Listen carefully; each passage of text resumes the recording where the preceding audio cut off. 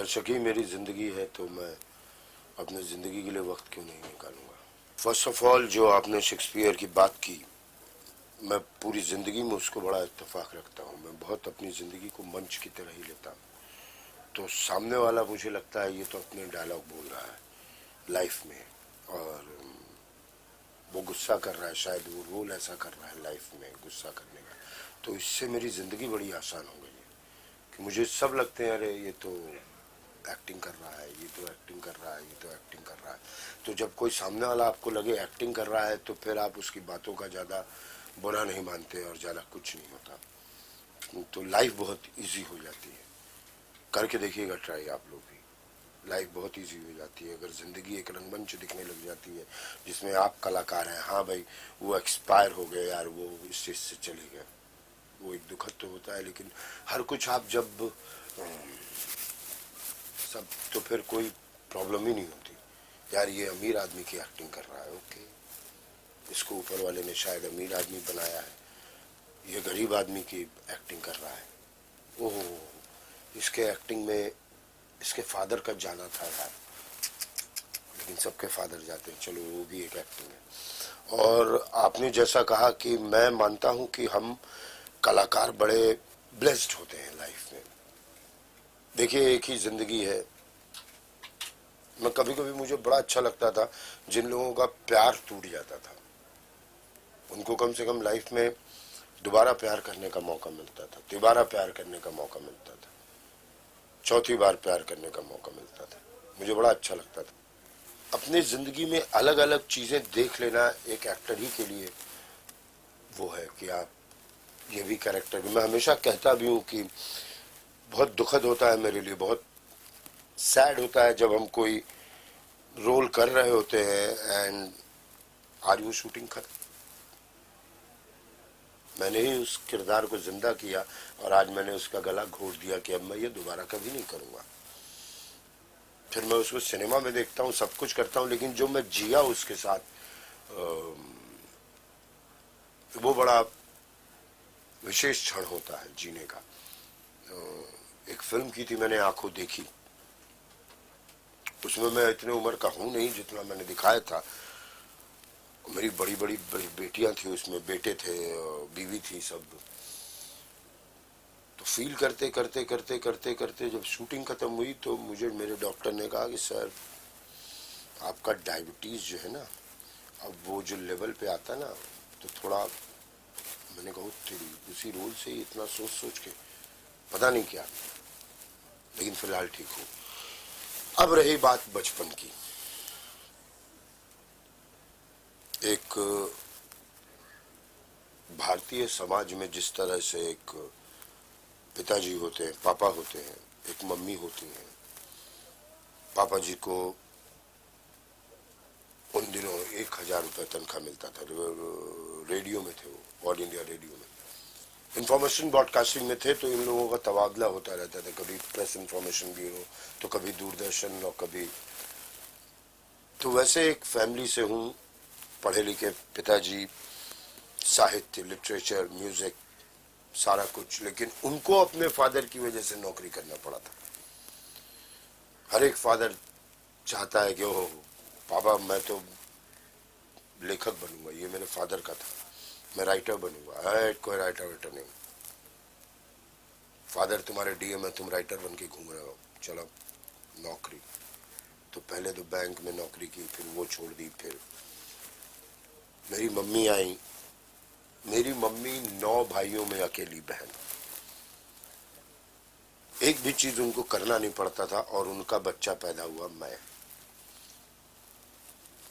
जो फ्रिज पे भी पॉडी कर दे, तो इतना दुष्ट, हर चीज ही गलत करे वो, इतना दुष्ट। मेरी नानी तो देखती थी कि ये लड़का जो हुआ है ना मेरी बेटी को, ये उसकी जो पूरा 9 भाइयों का प्यार है ऐसी तैसी कर देगा। और मैं बिल्कुल भी, क्योंकि मेरे पीछे मेरे दादी का सपोर्ट था।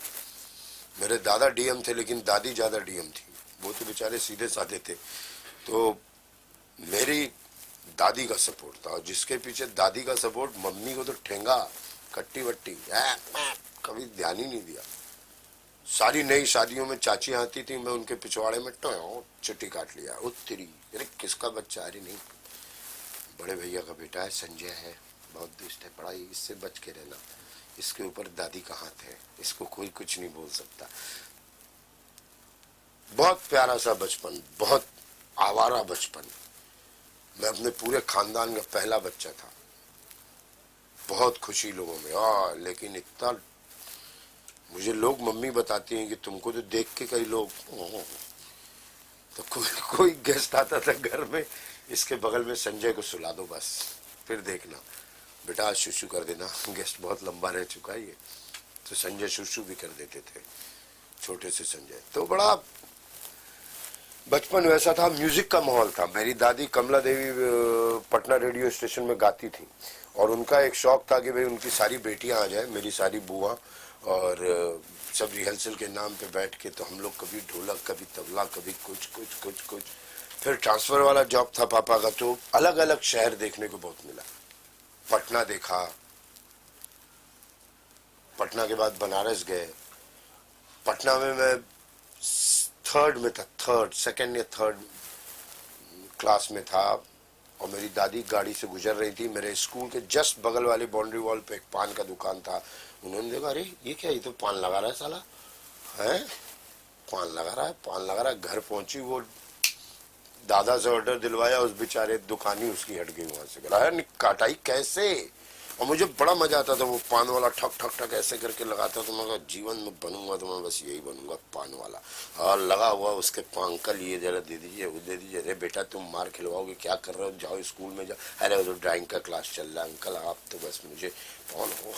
और दादी चली गई सामने से गाड़ी से। उन दिनों शहरों में गाड़ियां भी बड़ी कम होती थी।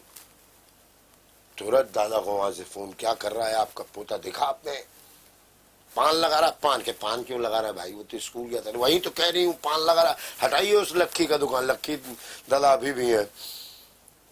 तो इस टाइप का चाइल्ड, मम्मी पापा से संभलू ही नहीं, जाओ बेटा तुम्हारी तो इज्जत दादी क्या ही है, और तू रहेगा तो बाकी मेरे बच्चे जो है ना बिगड़ जाएंगे।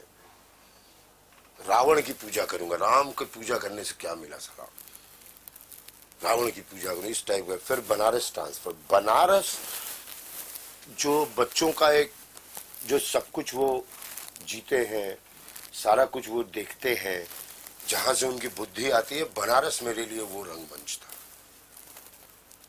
बेस्ट ऑफ म्यूजिशियन, बिस्मिल्लाह खां, अब्दुल हलीम जाफर खां, रविशंकर, राजन साजन मिश्रा, गोदई महाराज, किशन महाराज, ये सब का घर में आना जाना था। और मैं कभी इनको बजाते हुए सुनता था तो मैं कहता था वाह यार, पलट के देखता था, अरे यार 50 लोग बैठे हुए, बहुत प्राइवेट पार्टी, और 50 लोग इनको सुन रहे हैं, वाह यार। और मैं आगे बैठा हुआ टना टन ताल दे रहा हूँ, और बिस्मिल्लाह खां गुस्सा जाए, किसका लौंडा भाई, हटाओ इसको, नहीं तो मेरे तबलची को खराब कर देगा, ठा किए जा रहा है, हटा हटा, इधर आ जा बेटा। और वो अपने बगल में बैठा लेते थे। तो फिर एक बिस्मिल्लाह खां के बगल में बैठा हुआ बच्चा, सारी दुनिया दे लगा, गुरु कुछ करूंगा ऐसा कि जिससे ऐसा ही कुछ हो। उसके लिए दो ही चीज हो सकती थी, या तो नेता बनूं, या आप बोलते रहे 2000 लोग सुन रहे हैं, या फिर अभिनेता बनूं। नेता मेरे बस का था नहीं, पॉलिटिक्स। हाँ, अभिनेता मेरे बस का था। तो मैंने म्यूजिक वगैरह शुरू किया, सितार पकड़ा दिया गया, तबला पकड़ा दिया गया। गुरुजी कितने साल लगेंगे बनने में मुझे तबलची, जब बेस्ट बजा लूं, खड़ा है तो जिंदगी दे दो। तेरी जिंदगी कहाँ से दे दूं, तबला ही बजाता हूँ पूरी जिंदगी। पढ़ाई मेरी अच्छी नहीं थी, तो पढ़ाई मेरे पल्ले के बाहर की चीज थी। एजुकेशन सिस्टम मुझे कभी समझ ही नहीं आया, या तो मैं उसके लायक नहीं था या वो मेरे लायक नहीं था। मुझे जबरदस्ती हर कुछ पढ़ना पड़ेगा जिसकी मुझे जरूरत नहीं है। मैं केमिस्ट्री क्यों पढ़ूं, मुझे आज की डेट में केमिस्ट्री का कुछ यूज नहीं है। जिनका जो यूज करते हैं वो पढ़ें, जिनको इंटरेस्ट है पढ़ें। मैं ये क्यों जानूं कॉस्ट, थीटा पाई थीटा, ये सब क्या है, ये मेरी लाइफ में क्या है, और ये जिनके लिए इंपॉर्टेंट वो पढ़े, मुझे क्यों मार के तुम ओम मुनि मुनि मुनि भ्याम मुनि भया मुनि भयो। अरे तेरी आज तक जीवन में नहीं याद आया। कोई आज भी मुझसे बोल पूछ देता है गुरुजी 18 का पहाड़ा क्या होता है, मतलब ठीक है। मुझे ज्यादा इंटरेस्ट था कि तुलसीदास जी के समय में डोसा बनता होगा, ये टीचर मुझे नहीं जवाब देती थी। अकबर चलता जब होगा तो उसके साथ कितने खानसामे चलते होंगे, और हमेशा अकबर वैसे ही कपड़ों में दिखा, आज तक कभी लुंगी पतलून बनियान में नहीं दिख रहा। यार इसको गर्मी नहीं लगती थी, और गर्मी का अभी हाल है कि हम एसी के विदाउट नहीं रह सकते थे, और ये इतना बगैर पंखे के बगैर लाइट के अकबर जो है हमेशा है।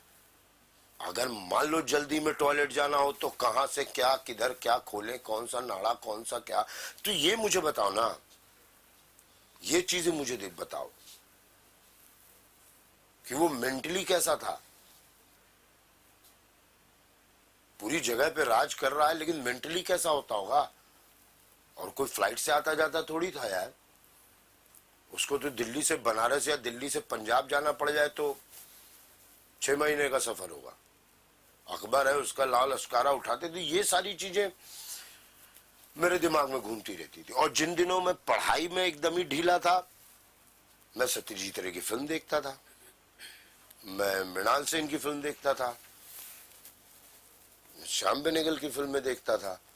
ऐसा नहीं था कि मैं टुच्चा टाइप का पढ़ा, लेकिन मुझे नहीं जरूरत महसूस हुई। आज भी मुझे कोई कह दे कि बॉस बच्चों को पढ़ाना जरूरी नहीं है, सिर्फ हाँ इतना जरूरी है कि वो अपना जान जाए, तो मैं स्कूल सिस्टम में देखता हूँ बच्चों की किताबें, और तेरी क्या क्या उखाड़ लेंगे ये 12th के बाद। ऐसा मुझे लगता है उनको ज्यादा अच्छा इंसान ग्रो करो, उसका जिस चीज में इंटरेस्ट होगा वो करने लगेगा। उसको एक अच्छा इंसान तो बनाओ, कि ना कि किताब की रट्टे मार मार के और जो बच्चे इस काबिल है उनको बिल्कुल आगे बढ़ाना चाहिए। तो ये सब होता रहा, 8th में लुढ़क गया जी। अब छोटा भाई मेरे साथ आ गया, जो कल तक मुझे भैया भैया कहते थे, और संजय क्या हाल, उनके क्लास में पहुंच गया, वो भी आगे निकल गया। अब उनके दोस्तों जिनको जो मुझे भैया भैया कहते थे, अब मैं उनको भैया भैया कहने लग गया, नमस्ते जी आप तो 9th में पहुंच गया। हाँ, छोटी बहन एक क्लास पीछे आ गई, 5 साल 6 साल छोटी बहन, हर क्लास में ही टर्न हो जाऊं। और सारे टीचर मुझे प्यार करते थे। वो मिश्रा जी आपका बच्चा तो बड़ा ही सोना है सर जी, मतलब क्या बताएं, लेकिन 4+4 8 बोलो तो क्या 4 ही क्यों, पहले बोलो कुछ अजीब ही बात करता है, उसका कुछ समझ ही नहीं आता। फादर बहुत दुखी रहते थे, वाजिब है यार, घर का सबसे बड़ा बेटा, और जब भी बच्चे कभी कुछ गलत करते हैं ना, और फैमिली में माँ बाप को बोला जाता है ना, देख ले ये है घोड़ा भर का हो गया, 10वीं का पहाड़ा ना जानता ही है। अच्छा भाई, तो वो उनको बड़ा बुरा लगता था। अब मुझे उनके लिए बुरा लगता था। उस समय तो मैं अपने बहुत परेशान थे, ऑफिस में बैठे हुए थे, दिल्ली में रहते थे हम लोग, तो एक उनके दोस्त थे मनोहर श्याम जोशी, मैं पहली बार बता रहा हूँ ये बात, उन्होंने काफी किताबें लिखी हैं मनोहर श्याम जोशी, जो लोग हिंदी के साहित्य को पढ़ते होंगे उनको जानते होंगे। उनकी एक बड़ी अच्छी बात थी, वो कुंडली बड़ा अच्छा देखते थे। तो पापा जी उदास बैठे हुए थे, क्या हुआ शंभू क्या बात, मेरे फादर का नाम शंभूनाथ मिश्रा, बड़ा उदास है भाई क्या बात। यार बड़ा बेटा यार बिल्कुल ही समझ नहीं आ रहा, मैं तो चाह रहा हूँ जिस ऑफिस में मैं हूँ वहीं चपरासी लगा दूं। क्या बात कर रहा, भेजना ना कुंडली उसकी। तो उन्होंने भेजा, का कहाँ फंसा रहा है रे उसको, तू उसकी वजह से तू जाना जाएगा एक दिन। फादर बिल्कुल बोले, तो क्या कराऊं उसको, कहा उसको नाटक नौटंकी के साइड वाला आदमी है वो, उसको पढ़वा नाटक नौटंकी, जैन तो नहीं पढ़ता तो है, कहते और अब उसको प्रोफेशनल बना। फिर उन्होंने नेशनल स्कूल ऑफ ड्रामा, ये सारी चीजें नजर में आई पिताजी के, और मैं पहली बार अपने फादर को बड़ा खुश दिखा जब मैं नेशनल स्कूल ऑफ ड्रामा के जो इंटरव्यू था और सारे एग्जाम में मैं सबसे नंबर 1 था।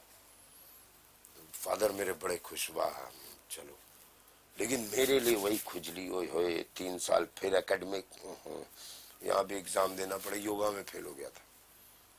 और मेरे दोस्त मुझे इतना प्यार करते थे, मेरे बैचमेट निर्मल पांडे, तिग्मांशु धूलिया, नवनीत निशान, कैनेथ, ये सारे लोग, विनीत, इतना प्यार करते थे मुझसे कि वो खिड़की के पीछे से, संजय योगा में ना ऐसे कर, गोमुख आसन, और टीचर देख रहा है, इसको तो खिड़की से बता रहे हैं गोमुख आसन। कौन सा आसन है ये संजय? है जी मृगासन। मृगासन नहीं नहीं नहीं नहीं, गोमुख आसन। गोमुख आसन नहीं नहीं जी, मृगासन। फेल। जहां जहां बात आती थी कि इसको बांध के पढ़ाओ लिखाओ, वहां फेल। पापा जी को पता चला बेटा योगा में फेल, मैं तो किसी को बोल भी नहीं सकता कि योगा में फेल हो गया मेरा बेटा। तो खैर ऐसे करते करते फिर national school of drama, national school of drama में इरफान भाई मिले, मेरे सीनियर। अच्छे एक्टर्स को देखा, दुनिया में अच्छे एक्टर्स क्या होते हैं जाना, अच्छे दोस्त मिले, किताबें मिली, और धीरे धीरे धीरे धीरे धीरे ड्रामा स्कूल से निकला तो मैंने कहा जरूरी थोड़ी एक्टर बने, मैं नहीं जाऊंगा बम्बई, मुझे नहीं जाना। लो फादर पे एक और आफत की है, बताओ इसको एक्टिंग सिखाया और कह रहा गोरखपुर जाऊंगा। अरे तो बम्बई जा बेटा, तो नहीं जा रहा था। तो एक दिन दोपहर में क्रिकेट खेल के आया था, मेरे एक भाई हैं यहाँ सुमंत मिश्रा, तो पापा जी ने उनको कहा था कि रिटर्न का टिकट भी ना संजय का जरूर करवाना।